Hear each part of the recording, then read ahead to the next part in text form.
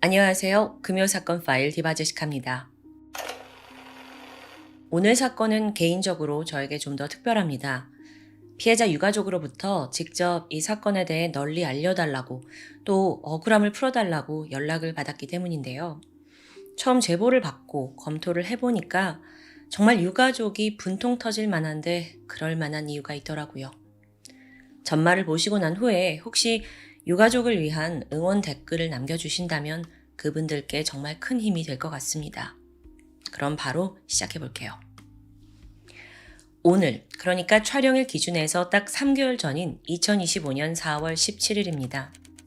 경기도 화성 동탄경찰서 여성청소년과에 중요한 서류 하나가 전달돼요. 그 안에는 600쪽이 넘는 분량의 고소 보충 이유서가 들어있었죠. 이게 뭐냐면 고소장을 제출한 이후에 내용을 보충하거나 또 구체적인 상황을 설명하는 문서입니다. 사실 2주 전인 4월 4일에 한 여성이 전 남친으로부터 수차례 폭행을 당했다는 고소장 제출했고요. 이후 2주 만에 이 보충 서류가 온 거예요. 그리고 그 안에 내용을 좀 살펴보면 저의 신고와 고소에 따른 보복이 우려되는 상황입니다. 부디 가해자를 구속한 상태로 수사해 주세요. 라고 적혀 있어요. 그러니까 신변의 위협을 느낀 피해자가 직접 자필로 쓴 글이었죠. 뿐만 아니라요. 이 서류에는 지난 1년여간 가해자로부터 폭언, 협박, 폭행당한 그 상황을 녹음한 증거 파일까지 들어있었습니다. 그런데 그날로부터 한 달 뒤인 5월 12일 오전 10시 40분 동탄 신도시의 한 아파트에서 사건이 벌어집니다. 평소와 다름없던 조용했던 단지에서 갑자기 살려주세요! 여성의 비명이 쩌렁쩌렁 울리는 거예요. 주민들이 위급함을 감지했고 급히 달려갔죠. 그랬더니 단지 통행로에서 힘없이 쓰러진 한 여성이 보입니다. 근데 그 모습이 심상치 않아요. 양손이 케이블 타이로 결박된 상태였고요. 무엇보다 머리에 검은색 헬멧을 뒤집어 쓰고 있습니다. 그러니까 이건 누군가한테 납치당해서 제압된 모습이었죠. 이뿐만이 아니에요. 이미 의식을 잃은 여성의 몸에 피가 흥건합니다. 수차례에 걸쳐 흉기로 공격을 당한 거예요. 이걸 본 주민이 급히 신고를 했고 얼마 후 구조대가 현장으로 출동했습니다. 확인해보니 이미 심정지 상태였어요. 일단 구급 차량에 실은 뒤 병원으로 이송했고요. 그 과정에서 수십 번 CPR을 실시했지만 끝내 그녀는 숨을 거두고 말았습니다. 사망한 여성의 신원은 32살의 김은진 씨. 그녀는 상체와 얼굴을 중심으로 머리에만 10군데 이상의 자창이 발견됩니다. 집요한 공격을 받은 거예요. 도대체 누가 대낮에 그것도 아파트 단지 한가운데서 이렇게 잔혹한 살인을 저지른 걸까요? 수사에 나선 경찰은 단지 내 CCTV를 분석했고 유력 용의자를 발견합니다. 범인이 은진 씨를 공격한 후 곧장 아파트 안으로 도주했더라고요. 그래서 경찰이 바로 그 집 찾아가서 띵동띵동 벨을 누르는데 아무런 반응이 없습니다. 버티는 건가? 결국 오전 11시 35분 경찰은 현관을 강제로 개방해서 내부로 들어갑니다. 거기서 놀라운 장면을 목격했죠. 용의 남성이 이미 극단적인 선택으로 숨이 끊어진 뒤였던 겁니다. 그러니까 김은진 씨를 살해하고 집에 들어가서 죽음을 맞이한 거예요. 그의 정체는 김 씨와 한때 교제를 했던 전 남친 34살의 이 씨였습니다. 그런데 여러분 그거 아세요? 이 사건의 범인 혹은 유력한 용의자가 이렇게 죽어버리면 사실상 수사는 얼마 안 가 종결됩니다. 공소권 없으므로 사건 기록은 보관이 되지만 당사자가 없다 보니까 재판이 열리지 않아요. 심지어 이럴 경우 대중의 관심에서도 멀어지기 마련이고요. 그러니까 유가족은 싸우고 싶어도 싸울 상대가 없어진 상황입니다. 그런데요, 이 사건은 피해자와 가해자의 관계를 더 파헤치게 되면서 속속 충격적인 사실들이 드러납니다. 먼저 피해자 김은진 씨는 이 씨에게 살해당하기 직전까지도 무수히 피해 사실을 경찰에 알렸습니다. 적극적으로 도움 요청했어요. 사건 발생 전까지 3번에 걸쳐 112에 신고를 했거든요. 또 앞서 설명했듯 고소도 진행했고요.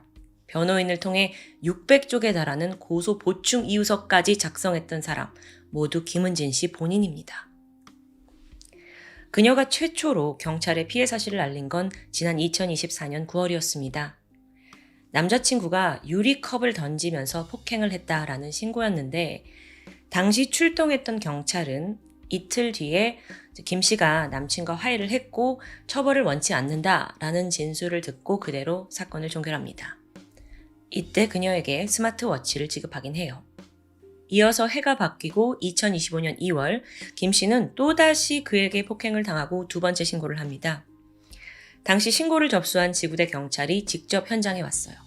그런데 이때 집안에 폭행을 당한 은진 씨와 가해자 이 씨가 함께 있잖아요. 그래서 경찰이 은진 씨를 방 안으로 데려간 뒤 자초지종을 물어요. 근데 과연 피해자 입장에서는 벽 하나 두고 밖에는 지금 가해자가 있는데 피해 사실을 아무리 경찰 앞이라도 자유롭게 말할 수 있었을까요? 겁에 질려있던 은진 씨는 보복이 두려웠고요. 결국 괜찮으니까 그냥 돌아가 달라고 얘기할 수밖에 없었습니다.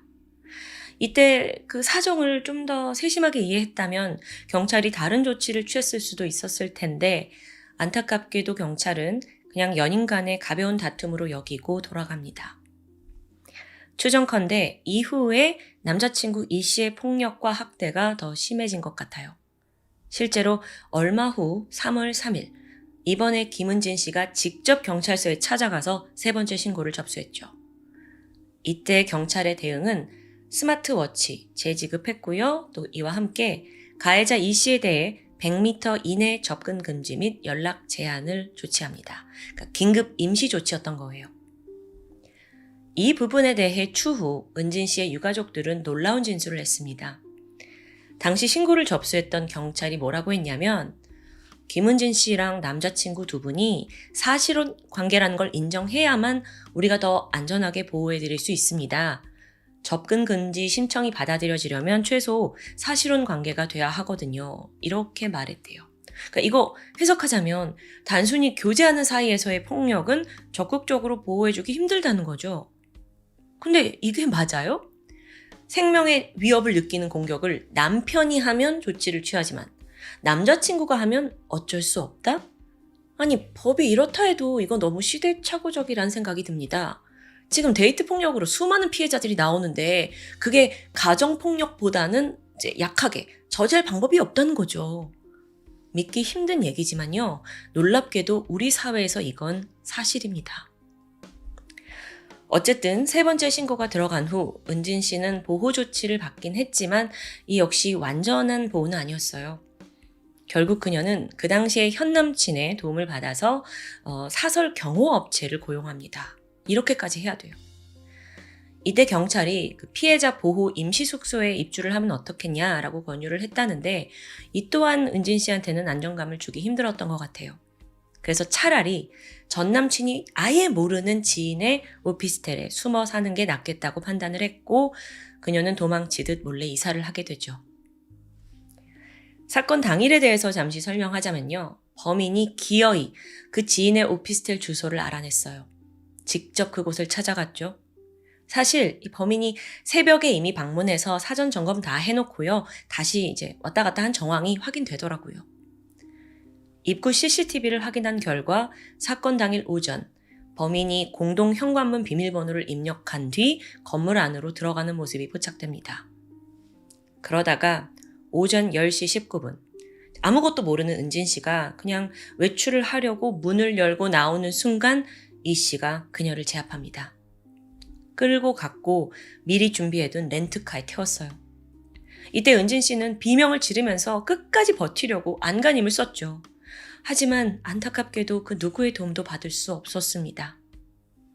그렇게 차에 타자마자 이 씨는 철저하게 그녀를 제압해요. 입에 청테이프 붙였고요. 아예 시야를 완전히 가리려고 검은 천에 헬멧까지 뒤집어 씌운 후에 케이블 타이로 양손을 결박합니다. 그리고 10시 41분 납치한 지 20분 만에 이 씨의 렌터카가 자신의 아파트 주차장에 도착합니다. 여기서 차에서 내리려던 찰나 은진 씨는 아마 지금이 아니면 죽겠다라는 생각이 들었을 겁니다. 그래서 일단 아무것도 안 보이지만 탈출을 시도했어요. 아니, 검은 천에 헬멧까지. 뭐 빛도 없어요. 그러니까 방향을 제대로 잡을 수도 없잖아요. 그러니까 도망을 가는데 머지않아 이 씨에게 붙잡히고 말아요. 바로 이때 그가 흉기를 들었고 살려달라고 처절하게 울부짖는 은진 씨를 수차례 찔렀습니다. 이 동탄 아파트 단지 내 정말 백주대낮의 살인극이 30초도 되지 않는 찰나의 순간에 발생한 겁니다. 주 조사 결과 은진 씨의 가방 안에서 경찰에게 받은 스마트워치가 발견됩니다. 확인 결과 그 범행 당시 스마트워치를 사용하지 못했던 것으로 드러나요. 그러니까 기능에는 문제가 없었는데요. 미처 이걸 가지고 이제 신고까지 하지 못했던 것으로 추정이 되죠. 사실 이걸로 인해서 폭력을 이미 당한 피해자들에게 스마트워치를 줬고 그걸로 과연 범행을 막을 수 있는지 실효성에 대한 의문이 제기됩니다. 한편 범인의 집에서는 계획 범죄를 한 정황이 여실히 드러났어요. 가보니까 각종 밧줄에 케이블 타이, 칼 가는 도구까지 있더라고요. 게다가 작은 방에서 아주 중요한 자료가 나오는데요.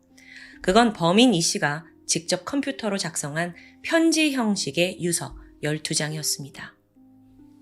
내용을 보면 은진 씨의 부모님에게 보내는 메시지에 또 사망한 피해자에게도 글을 남겼어요. 근데 여러분, 이게 언제 작성되는 줄 아세요? 범행 40일 전입니다. 그러니까 그때부터 이미 살해 계획을 하고 그리고 또 그걸 어쩌면 은진 씨가 쎄함을 느끼고 계속 신고를 했는데 왜 결국 이 사건을 피할 수 없었냐고요. 이게 답답해요. 그럼 여기서 잠깐 도대체 왜 범인은 이렇게까지 은진 씨한테 원한을 갖게 된 걸까요? 이 또한 그의 망상에서 비롯되었습니다.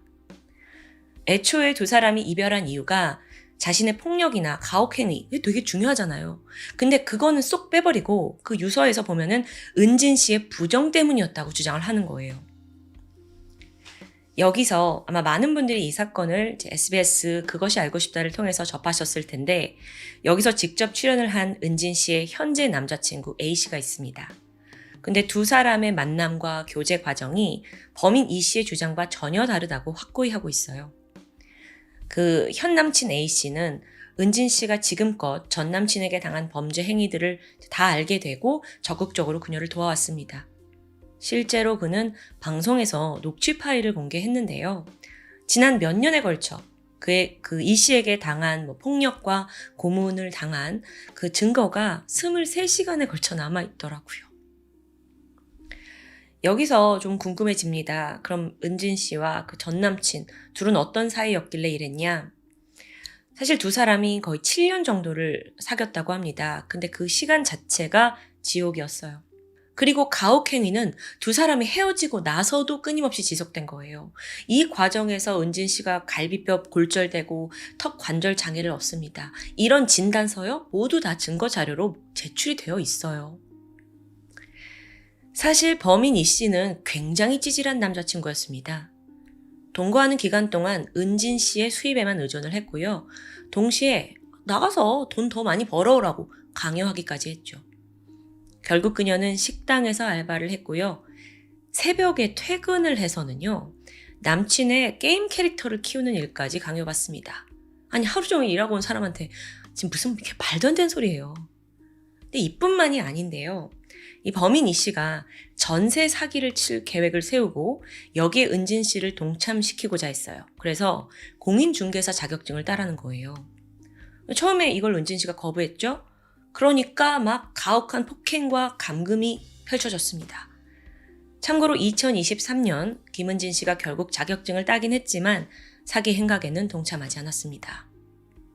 아니 그럼 은진 씨는 왜 그냥 당하고만 있었을까라고 궁금증이 드실 거예요. 여기서 범인 이 씨는 입버릇처럼 너가 내 뜻대로 하지 않으면 너네 부모님과 남동생 내가 다 죽여버릴 거야 라는 협박에 서슴지 않았어요. 은진 씨 입장으로는 나도 지금 이렇게 피해를 당하고 있는데 이걸 가족들에게 알리고 싶지 않고 가족들을 위협에 빠뜨리고 싶지 않은 거예요. 그래서 숨겨왔던 거고요. 그래서 실제로 유가족에 따르면 은진 씨는 사실 가족들에게 전혀 내색을 하지 않고 아무렇지 않게 행동했대요. 그리고 사망하기 한 달 전에서야 지금껏 당했던 범행 사실을 부모에게 고백했다고 합니다. 이 사건이 언론에서 연일 보도되면서 비난의 화살은 자연스레 경찰에게 향했습니다. 사실 그건 또 이제 용의자가 범인이 죽어서이기도 하겠죠. 사실 피해자가 생명을 위협받는데도 경찰은 약간 주먹구구식으로 다룬 게 아니냐, 또 가해자에 대한 영장 신청을 왜 하지 않았냐, 온 국민이 분노했습니다. 이렇게 비난이 거세지니까요, 사건을 담당했던 서에서 해명을 내놔요.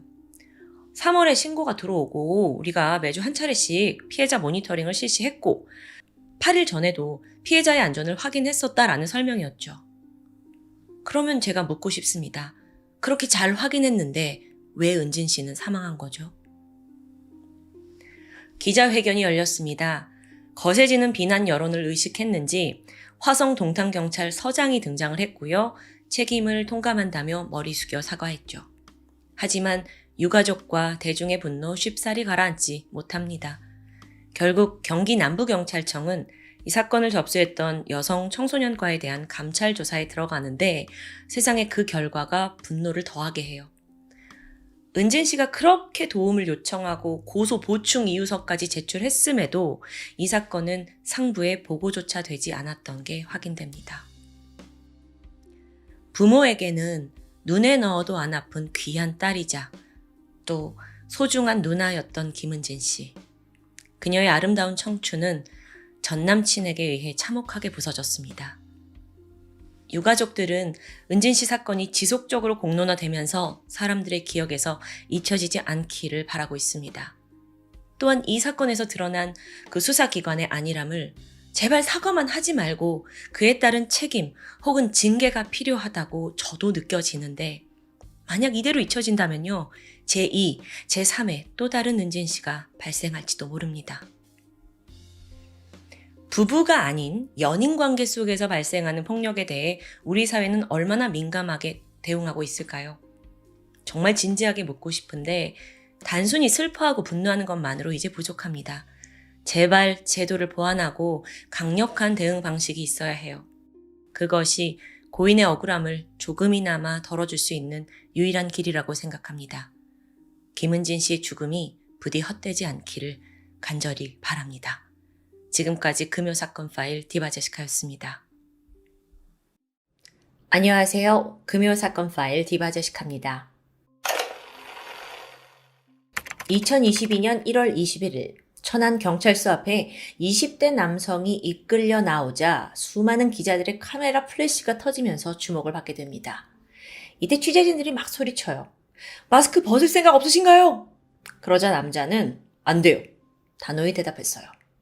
또 유가족에게 할 말 없으세요? 라는 질문에 아주 무성의한 태도로 죄송합니다. 라고 말합니다.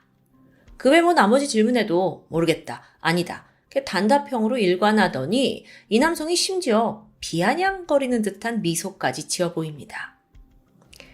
남성의 정체는 1994년생인 27살 조현진. 천안시의 한 원룸에서 동갑내기 여자친구 A씨를 살해한 혐의로 체포되었습니다.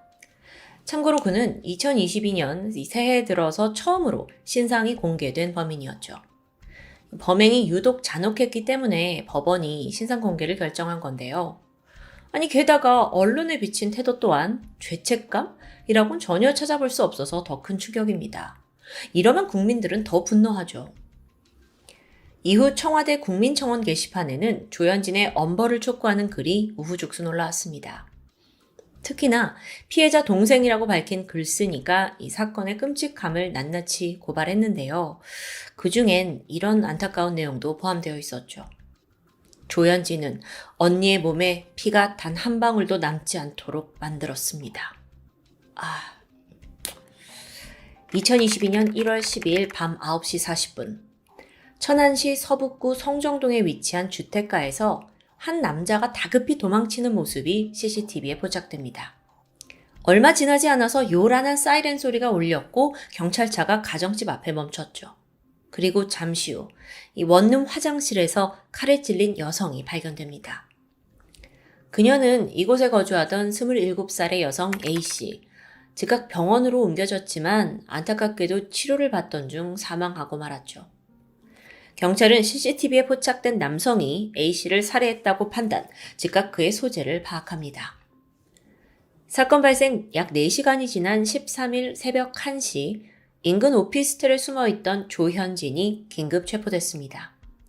이때 조 씨가요, 필사적으로 저항하면서 밖으로 나오지 않으려고 했대요. 그래서 경찰이 오피스텔 문을 강제로 개방해서 그를 끌고 나왔죠. 이 조현진, 그의 범행은 여자친구로부터 이별을 통보받은 게 계기였습니다. 인근 편의점에서 흉기를 구입하고 무작정 A씨의 원룸으로 찾아갔어요. 그런데 당시 A씨의 집에는 한 사람이 더 있었죠. 바로 잠시 딸이 사는 곳을 방문했던 A씨의 어머니입니다. 어머니를 조현진이 딱 마주했거든요. 그러자 제 짐 좀 찾으러 왔어요 라는 핑계를 댑니다. 사실 조 씨가 이 A씨와 동거를 했는데 실제로 짐이 아직 남아있긴 했거든요. 그렇게 집 안으로 들어온 조현진은 A씨 어머니에게 제가 마지막으로 좀 할 말이 있어서요 라고 말을 했고 이후 A씨를 끌고 화장실로 데려가요. 이때 어머니는 당연히 걱정스럽죠. 하지만 두 사람의 마지막이기도 하고 또 가족이 지금 한 공간 안에 같이 있는데 행여나 끔찍할 일이 발생할 소냐 이렇게 꿈에도 생각하지 못했습니다. 두 사람은 화장실 문을 걸어 잠근 채 이런저런 이야기를 하는 듯 했습니다. 그 사이에 A씨의 어머니는 이 조현진의 짐을 싣고 갈 이삿짐 센터를 알아주고 있었어요. 그러다 잠시 후 조현진이 화장실에서 잠깐 나와요. 그리고 물을 마시고 A씨 어머니에게 태연히 말을 걸었죠. 잠시 후 그가 다시 화장실에 들어갔는데 갑자기 비명이 들렸습니다. 그러더니 엄마! 경찰에 신고해! 나 죽어! 이 소리를 들은 어머니가 놀라서 화장실 문을 먼저 열려고 했어요. 근데 문이 꿈쩍도 하지 않는 거예요. 안쪽에서는 계속 딸의 비명이 쏟아졌고요. 엄마 신고해! 빨리 신고해! 나 죽이려고 해! 엄마 살려줘! 이때 어머니 심정이 어땠을까요? 떨리는 손으로 간신히 경찰에 신고를 했고 이후에 막 문을 두드리면서 당장 문을 열라고 소리쳤죠. 잠시 후 화장실 문이 벌컥 열렸습니다. 거기서 나온 조현진은 어머니 밀치고 그대로 도주했어요. 그리고 아내는 딸 A씨가 피투성이가 된 채 쓰러져 있었습니다. A씨는 흉기로 복부를 수차례나 찔린 상태였어요. 이 양손에는 공격을 막다가 생긴 방어흔이 나왔고요. 어머니는 막 피가 흐르는 딸의 배를 꾹 누르면서 신고를 합니다. 그런데 아무리 지혈을 해도 피가 멈추지 않는 거예요. 그래서 이상해서 몸을 좀 자세히 살펴보니까 옆구리 쪽이 칼로 난도질 되어 있었습니다. 거기서 피가 철철 새어나오고 있었고요. 그게 덩어리가 돼서 화장실 바닥을 가득 적셨을 정도죠. 잠시 후 구급대원들이 도착을 해서 A씨를 급히 병원으로 싣고 갑니다. 하지만 과다출혈로 인해 A씨의 몸 안에는 이미 피가 거의 남아있지 않은 상황이었습니다. 너무 끔찍해요. 그리고 이걸 어머니가 있는 상황에서 벌어졌다는 게 저는 너무 가슴 아파요. 그런데 여러분, 경찰 조사 결과 충격적인 사실이 더 드러납니다. 사건 당일 어머니가 굳이 이 딸의 집에 와 있었던 이유가 있더라고요. 그게 다름 아니라 범인 조 씨가 미리 연락을 했기 때문이에요. 어머니는 대구에 살고 계셨는데 전화를 해서는 조현진이 저 따님의 남자친구인데요. 지금 상황이 좀 심각합니다. 라면서 이 A씨가 감정적으로 많이 불안하고 또 돈을 흥청망청 써서 빚도 많고 그러니까 얼른 천안으로 올라와서 딸이 좀 바른 길로 갈 수 있도록 조언해달라고 말했던 거예요. 이 모든 건 물론 거짓말이었죠. 얘가 이렇게 악랄합니다. 그럼 이 두 사람은 도대체 어떻게 만났느냐? 2021년 10월 카카오톡 오픈 채팅을 통해 조 씨와 피해자 A씨가 만났습니다. 이게 사건이 일어난 게 사실 다음해 1월이니까 만난 지 겨우 3개월 만이에요. 당시 조현진은 별다른 직업도 돈벌이도 없었고요. A씨는 반면에 직장인이었습니다. 둘의 관계가 깊어지자 조현진은 A씨의 원룸에 들어와서 동거를 시작해요.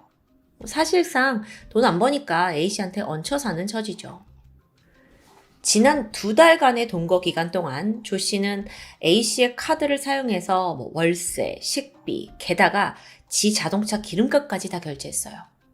이게 이렇게 되면 A씨로서는 금전적으로 부담을 느끼죠. 그래서 좀 헤어지고 싶다는 의사를 몇 번 비추기도 했습니다. 근데 조현진은 전혀 그럴 생각이 없어요. 맨날 빈둥거리면서 직장도 돈도 없는데 A씨한테 얹혀 사는 이 삶이 지금 딱이거든요. 어쩌면 이 조현진은요, A씨를 여자친구라기보다 그냥 자기 삶을 해결해 줄 상대로 본 건지도 모르겠습니다. 근데 사실 이 조현진이 A씨 어머니한테 전화를 해서 한 말은 정반대였어요. 어머니, 제가 A양과 지금 어머니 딸과 헤어져도 전 상관없어요. 근데 어머니가 좀 심적으로 이 불안한 딸을 붙들어 주셔야 하잖아요. 이런 막 가증스러운 태도를 보인 거죠. 그리고 나서 어머니가 같이 있는 공간에서 A씨를 죽인 거고요. 어머니는 부랴부랴 천안으로 왔습니다. 근데 와서 딸을 만나보니까 이 남자친구란 조 씨의 말이 사실이 아니었다라는 걸 알게 돼요. 그리고 딸은 이미 이별을 굳게 결심한 상태였고요. A씨는 조 씨에게 연락을 해서 너 이제 우리 집에서 나가라 라고 요구를 했어요. 그리고 그가 알겠다고 대답을 하고 잠시 후에 짐을 빼러 가겠다고 알렸죠. 그러는 사이 흉기를 구매한 거고요. 사건 당일 저녁 9시 조 씨는 원룸을 찾아왔고 이때 끔찍한 살인사건이 발생했습니다. 검거된 조현진, 그는 예상했지만 여전히 우발적인 살인을 주장합니다. 겁을 주면 다시 만나줄 줄 알았다. 내가 흉기를 들고 간 건 위협을 하려고 했던 거지 죽이려던 건 아니다. 참 이거 너무 뻔한 시나리오죠. 물론 사실이 아닙니다. 흉기 미리 사간 것부터 이건 우발적인 살인이라고 할 수가 없거든요. 결국 나중에 가서 검찰에 가서는 말을 바꿔요. 이별을 통보받고 증오의 마음이 들어서 살해하기로 마음먹었다는 걸 자백하게 되는데요. 결국 조현진은 1심에서 징역 23년, 보호관찰 5년을 선고받습니다. 하지만 그의 악랄함은 여기서 그치지 않았죠. 항소심에 이제 들어가는데 그때 총 21번에 걸쳐 반성문을 제출해요. 근데 이 반성문이라는 거 내용을 좀 보면 숨진 피해자 탓으로 돌리는 게 대부분이었어요. 예를 들어서 평소 여자친구 A씨가 돌아가신 내 부모님을 욕하고 비난해서 그 원망이 누적돼서 범행을 저질렀다는 겁니다. 그러니까 자신의 죄에 대한 반성이라고는 찾아볼 수 없고 애초에 A씨가 문제였다는 이 말도 안 되는 태도. 여기에 재판부가 따끔하게 지적했어요. 중요한 건 조 씨에 의해서 지금 피해자가 죽었다는 점이다. 이게 핵심이잖아요. 그리고 그가 진정으로 반성하고 사죄하는지 의문이 든다고도 재판부가 언급을 했죠. 그 결과 조현진에게는 징역 30년형이 선고됩니다. 이건 유기징역으로서는 국내에서 최고 형량에 해당합니다. 무엇보다 1심의 23년보다 7년이 더 늘어났고요.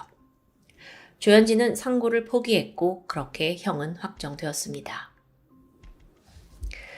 사실 이 사건 3개월 사귄 남자친구가 동거를 하긴 했는데 이건 아닌 것 같다, 헤어지자라는 요구에서 벌어진 참혹한 살인사건입니다. 요즘요, 참 이런 사건 많이 접하는 것 같아요. 이별을 통보한 후에 여자친구를 죽인 남자. 이제는 목숨을 걸고 애인을 사귀어야 되는가? 이런 생각이 들 정도예요. 근데 사회적인 현실이 이게 과장이 아니죠. 범죄 심리 전문가가 얘기를 하길 평소에 피해의식을 가진 사람이 누군가를 만나면 좀 병적으로 집착하게 될 가능성이 크다고 합니다. 그런데 사람을 사귈 때 그 사람이 피해의식이 얼마나 있는지 또 없는지 그걸 어떻게 파악합니까? 만나면서 알아가는데 어쩌면 그땐 이미 늦은 거겠죠. 그나마 이별 살인 가해자에게는 사건을 예고하는 몇 가지 징후들이 있다고 합니다. 이거 아주 잘 알아두셔야 될 것 같아요. 기본적으로 상대를 통제하려는 성향이 강하다고 해요. 또 상대의 과거 연애사에 대해 집요하게 캐묻기도 하고요. 게다가 너 내가 연락했는데 왜 받냐 안 받냐, 연락 안 받는 시간 동안 뭐 했냐, 이런 걸로 지나치게 집착을 하거나 또는 싸울 때 발로 차거나 물건을 던지는 폭력적인 모습을 보이는 사람들, 또 만날 때마다 좀 너무 과한 스킨십이나 사람이 많은데도 불구하고 또 과한 성관계를 요구하는 사람일 특징도 있다고 합니다. 좀 잘 알아두셔야 될 것 같아요. 실제 피해자 A씨는 조현진과 교제를 할 때도 그를 두려워하는 정황이 포착되었어요.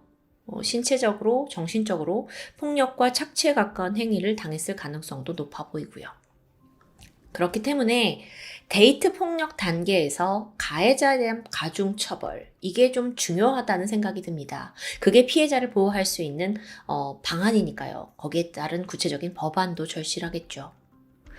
혹여라도 아니 뭐 가족이나 연인 사이에 뭐 좀 격해지면 그럴 수도 있지 라고 대수롭지 않게 여기는 분들은 안 계시겠죠. 조현진은 최후의 순간까지도 오직 자신의 범행을 합리화하려고 했습니다. 피해자를 향한 죄책감 보이지 않았어요. 재판정에서 그가 했던 말, 그저 죄송합니다, 이상입니다. 이 두 마디뿐이었습니다. 이러한 조 씨의 안하무인적인 태도에 유가족들은 사실 한 번 더 상처를 받는 거예요. 무너져 내리고요. 특히나 딸의 죽음을 코앞에서 목격한 어머니의 심정, 너무 비통하죠. 조현진은 A씨 집에서 어머니와 분명 대화를 나눴습니다. 근데 재판에서 뭐라고 했는지 아세요? 집에 어머니 계신 줄 몰랐어요.